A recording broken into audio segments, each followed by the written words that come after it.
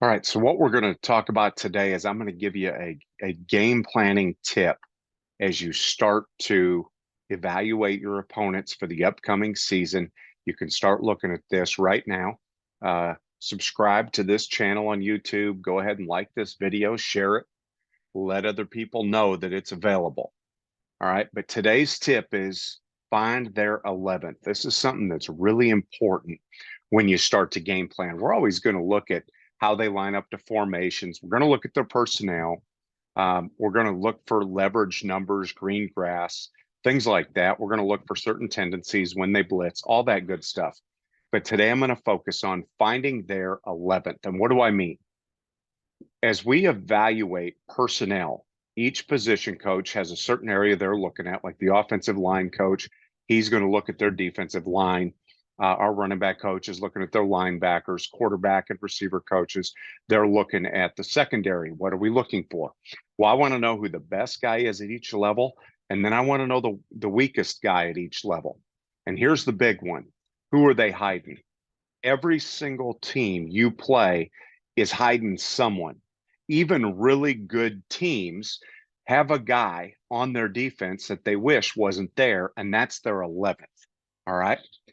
The 11th is that 11th best guy on their defense.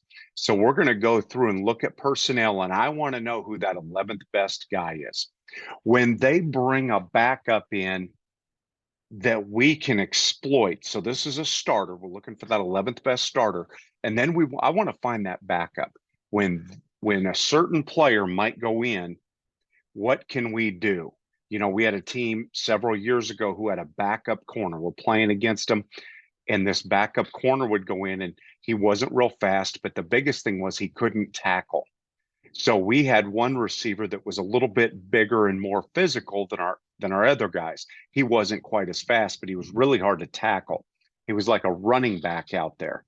And when this backup corner came in, we automatically were going to throw a now screen, even if it was the single. And since this corner played boundary, we would put our single into the boundary, throw him the ball, and he's going to have space to work on this player that couldn't tackle. So find out who their 11th best starter is, and then that backup. Everybody's got one or two backups that they don't really want to have to play. Now, if that 11th guy is a defensive lineman and we can do it, I'd like to match up our best offensive lineman against him so we can get a whole bunch of movement. We've moved a lineman around to go against a weaker defensive lineman. One of the other things we'll do if they're 11th guys like a defensive end and we're running our zone read or counter read plays, we'll tell our quarterback, hey, this week, the minute, you know, you don't have to wait till he's chasing. Normally we're squeezing, chase, pull, and replace. If he shuffles one step, I want you to pull because you're a better athlete out in space. Now, if it's a linebacker who's not very fast, I'll give you an example of something we did a few years ago. We played a team whose 11th best guy was their Mike linebacker. Now, they were really good, really good. Their Mike linebacker was a very physical downhill player, and he would beat up offensive linemen. What we found was he was not very good in space. Their defense liked to play. They were a 4-3 cover two, and they were going to stay in that too high structure, but their safeties, we could get them to widen a little bit. What we did was we then took and put a receiver at running back. We would get wider splits with our receivers in a 2x2 set to widen those safeties. We'd run 66, you know, slot fade, gaining width, or we'd run a smash concept. But then we'd send the receiver who was playing running back, we'd have him offset, and he was matched up now on the mic.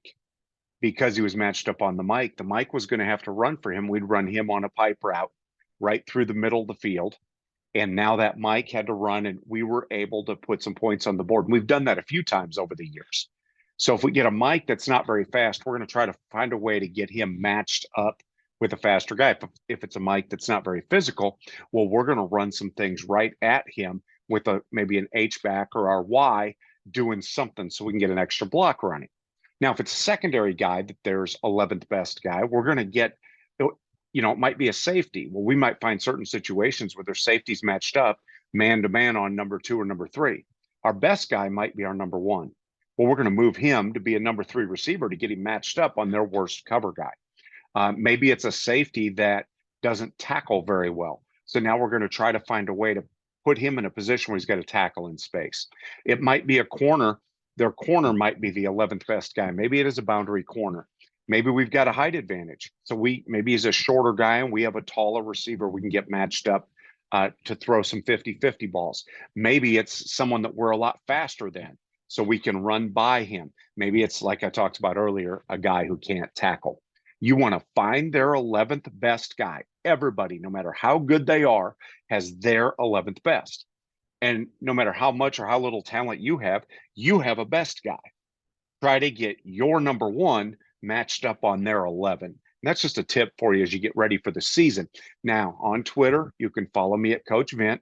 I've also got some videos out on CoachTube on RPOs, some ways that you can install RPOs into any offensive system to help you be a little more explosive. I've also got an RPO book that's available on Amazon and on Apple iBooks. I've got a tempo book available in the same place. And then I've got a blog, coachvint.blogspot.com. I invite you to check that out. I try to put relevant materials to make an impact and help coaches.